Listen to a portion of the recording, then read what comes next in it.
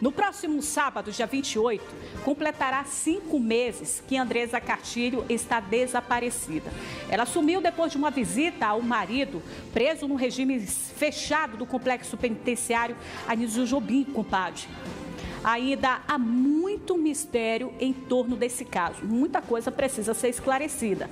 Eu fui até a casa onde ela estava morando com os pais antes de desaparecer e conversei também com as autoridades policiais que investigam esse caso, que pode ser crime passional.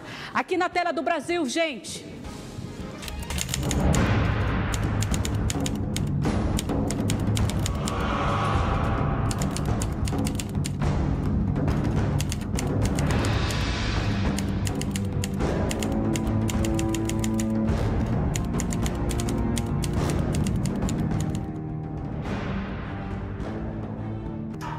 Meses antes do desaparecimento, Andresa veio morar com os 3 filhos aqui na casa dos pais na zona oeste de Manaus. Um lugar é simples, mas era aqui que ela levava a vida aparentemente normal com os 3 filhos. Na manhã do dia 28 de novembro de 2017, segundo a família, a merendeira fez tudo como ela fazia normal. Acordou de madrugada, arrumou as coisas, separou o lanche para deixar aqui para os filhos e depois seguiu até o presídio. Normalmente ia levar mantimentos, ia fazer visita, né, para o marido que está custodiado no Compage. E esse dia 28 de novembro de 2017 foi mais uma visita que ela realmente foi fazer como de rotina. E nesse dia que ela foi, ela não retornou mais, desapareceu. E diante disso, passaram-se os dias, como eles não tinham notícia, apesar da procura, e no dia 30 de novembro, o pai dela compareceu à Delegacia de Ordem Política e Social e fez o registro. Nós registramos o boletim de ocorrência e, a partir daí, nós iniciamos as investigações. Depois de deixar os mantimentos para o marido, Andresa saiu para se encontrar com um amigo, Daniel Ferreira, a poucos metros do Compage. Segundo as investigações, os dois saíram para usar drogas praticamente na beira da pista. Essa teria sido a última vez que Andresa foi vista. A história, ela se dá nessa área aqui, na frente do semiaberto, onde tem essa mangueira. Então, em tese, o Daniel saiu com a Andresa para fumarem maconha aqui. Mas como ele disse, o próprio Daniel no áudio, que não pode fumar aqui na frente, eles entraram.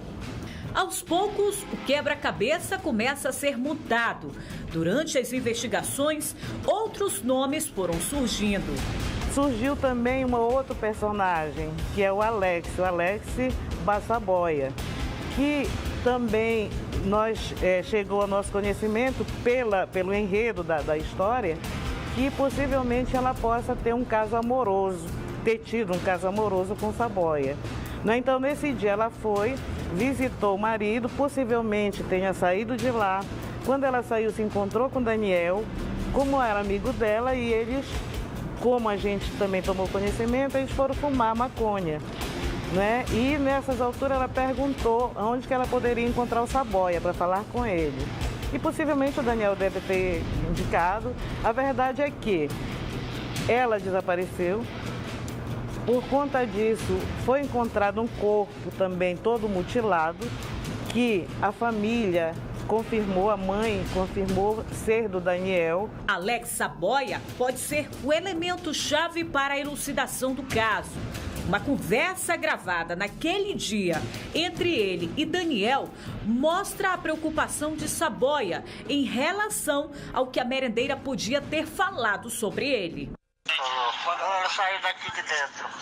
Aí ela disse o que lá na frente? Essa que saiu agora? Sim, foi de Saboia. Esse Saboia eu conheço. Pode chamar ele, mano, pode falar pra chamar ele. Ele tava lá dentro. Só Porque ele pediu pra me chamar alguém cedo, eu vou avisar. Aí ela saiu daqui. Em outro trecho, Daniel sabe que vai morrer. Tu disse que se tu morrer vai pegar pra mim? Porque ela chamou, ela falou teu nome, ela falou Saboia. Valete Saboia? Aí quer dizer então que isso aí tu tá me ameaçando? Não, jamais. Mas eu não vou, já vou estar morto. Daniel pode ter sido assassinado dentro da colônia agrícola, que é onde funcionava o regime semiaberto do complexo penitenciário Anísio Jobim. Durante as buscas no local, policiais do Departamento de Repressão ao Crime Organizado encontraram algumas evidências, entre elas um tijolo com marcas de sangue e até a arma que pode ter sido usada no crime, um machado. Nós recebemos essa imagem, identificamos esse detento com a ajuda da SEAP como o Daniel Ferreira.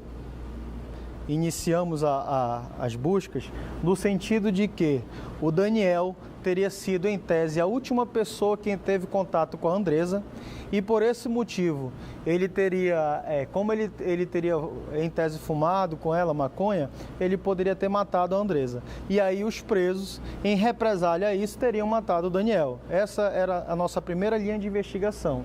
Mesmo trabalhando com várias hipóteses, a polícia avançou bastante nas investigações.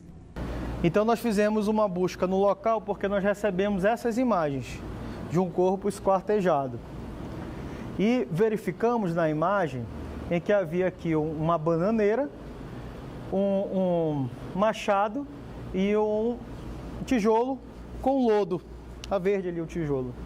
E nas buscas nós encontramos exatamente próximo a essa mangueira o tijolo, onde a perícia coletou material genético também aqui. Em dezembro, policiais do Departamento de Repressão ao Crime Organizado, DRCO, fizeram buscas na mata fechada nos arredores do Compage. Apesar da área gigantesca e de difícil acesso, uma bolsa, um pano ensanguentado e um tufo de cabelo foram encontrados. Mas somente depois de quase 120 dias, o laudo da perícia comprovou que o material não pertence a Andresa Cartilho, que dificulta as investigações e aumenta a angústia da família. Realmente nós estamos esperando pela justiça aqui, né? Ainda, né? Dessa terra aqui, né? Porque realmente nós queremos uma resposta. Quase 5 meses se passaram. O corpo de Andresa nunca foi localizado. O caso para a polícia é complexo. As investigações continuam, mas o mistério envolvendo a morte da Andresa e do Daniel parece estar longe do fim. Quem matou a Andresa? O Daniel, o Saboia ou o próprio marido? Então eu digo complexo, é muito emblemático realmente. Às vezes pergunto qual foi assim, o motivo, uma linha de investigação. A gente não tem. Enquanto isso, a dor da saudade aumenta a cada dia. As fotos espalhadas pela casa dos pais da Andresa são uma forma de amenizar a saudade. Os 3 filhos, de 8, 3 e 1, tentam encontrar apoio um no outro. E é nesse recomeço que eles estão tentando seguir a vida. Ela foi tipo um primeiro amor pra mim.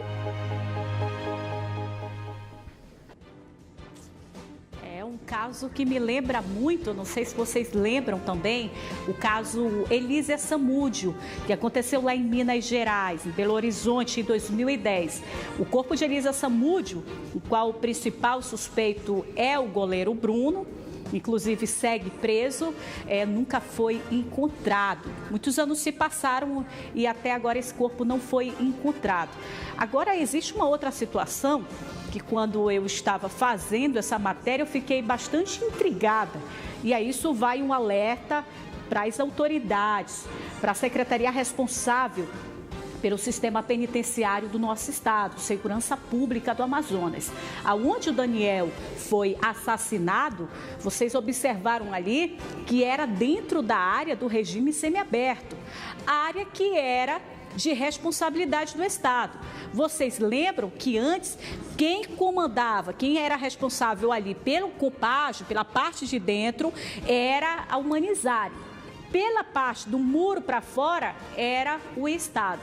Aí a gente observa aí essa situação, aí a vulnerabilidade do sistema penitenciário, que agora ali o regime semiaberto acabou, né? A gente acredita, inclusive, que tenha sido até por isso.